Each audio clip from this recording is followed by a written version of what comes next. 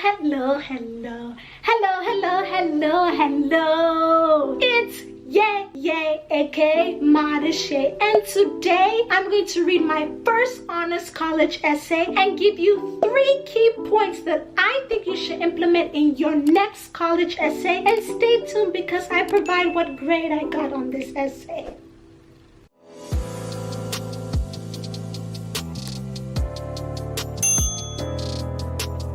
Disclaimer, some paragraphs are exaggerated to provide a wholesome user experience.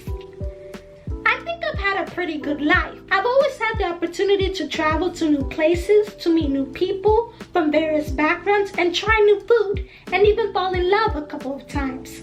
I was born and raised in Houston, Texas, and I've spent virtually my whole life in America. I have attended some of the finest elementary and middle schools that have all contributed to my basic foundations of education. I've fallen quite a bit, but I've reminded myself that life is a race that will never end, and I just have to keep on going. Life has thrown obstacles in my way, but it's how I overcame them that matters. In other words, I know I still have a long way to go, but I'm proud of the person that I am today.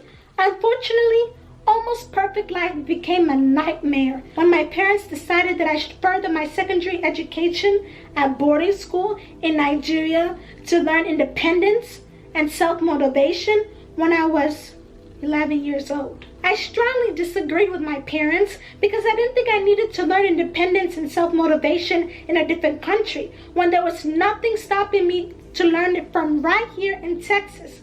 However, because of the cultural differences between Texas and Nigeria, I became independent, self-motivated, and more appreciative of the things I have. When I was younger, my parents always told me that I was one of a kind. I could never really understand what that really meant until recently. I knew that my family was known to be very successful, but what made me one of a kind? I would say I'm not afraid to express what I believe in. I haven't always demonstrated this trait, especially when I would cling to my older cousins to seek their approval because I admired them so much. I guess a different scenario can change a person's interests. The first key point that I would like you to take away from this essay is that you should make sure that your essay has a flow, a structure. Make sure there's a beginning, middle, and end. Use transitional sentences such as however, but. Boarding school in Nigeria was definitely a wake-up call for me. I had no other choice but to learn how to assimilate to the Nigerian customs and traditions and forget my American culture. Now, if you remember in this video right here, I specifically said I didn't want to assimilate. I just wanted to try to engross in the culture in the way that I would not forget my American roots or the language I use or my customs, but I would just kind of go along with what was being taught in Nigeria to have a different perspective of how boarding school life is. But when I wrote this essay, the word assimilate was in my head. It was not until later on that I had the time to process and really understand that no, I was not trying to assimilate. It was more just understanding that there are 2 different worlds. I do certain things here in America that may not necessarily transfer over there in Nigeria very well, but since I'm in Nigeria, what can I learn? But don't, which is the main point that I said in that video. I didn't try to lose myself to the Nigerian customs and traditions and forget my American culture. For example, whenever a teacher would walk inside a classroom, all the students had to drop what they were doing to greet their elder.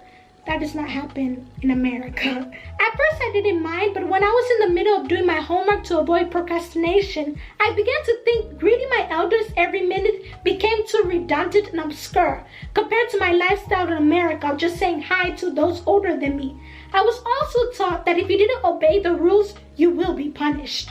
I was given no other choice but to comply with the set rules and regulations of the school. Fortunately for me, I have a sense of appreciation for rules and know how to abide by them. Strangely, I'm really thankful that I was given the privilege to go to boarding school in Nigeria because I learned how to do things without the help of my parents. For instance, the first week I realized there were no appliances for washing clothes and dishes. Instead, I was taught how to scrub my clothes thoroughly with my hands. The same attitude was applied in my academics. At boarding school, my #1 objective was my academics. The use of electronics were prohibited. All the necessary facilities such as the library were available and convenient to ensure my success. My parents were only allowed to visit me twice a semester. So I had to make sure I spent extra time studying and asking questions when I didn't understand a specific topic. I also turned in all my assignments on time, and most importantly, I had no one there to remind me that I am the only child born into a well-known family, and failure was simply not an option. The second key point that I would like you to implement in your next college essay is that you should type first, then check grammar, proofread, then submit. I also learned that during this journey that I am the only one who can hinder myself from being the absolute best. My independence and self-motivation are qualities that I plan to incorporate in my daily life because I understand that I am gradually becoming a young lady that knows that the sky is my limit. Independence has also given me the ability to choose my own destiny, which led to my endless fascination with corporate law. My educational goals include obtaining a bachelor's degree in business administration. I also intend to display my independence by being an example to others that being confident is not a flaw. It's a sign of self-love. It's something that I'm not ashamed of, but I simply embrace. Although I would like to take credit for seeing myself the way I do today, I couldn't. I have family, shout out to mommy, that support me tremendously, but ultimately at the end of the day, I have to make the decision to do something that I love and embark on my own journey. The third key point that I would like you to implement in your next college essay is that every professor, every prompt is different. So it depends. I can't exactly tell you step by step how to get an A because it depends on the professor and it depends on the prompt, what is given to you. However, when you are done typing your essay, make sure all the requirements that were listed for you to do are checked off. Now, what are you really here for? So yay. What grade did you get? So thankful and grateful to God and His mercies and His everlasting grace. I got a 94. Yay! Thank you so much for watching this video. If you enjoyed this video, please make sure to like, hit the subscribe button, and don't forget to hit the notification bell so you won't miss another YouTube video. Unfortunately, the video has come to an end, but wait. Don't worry, if you would like to watch another insightful yet entertaining video right here about the one mistake college students are making, make sure to hit the I right here, and I will see you next time. See you later.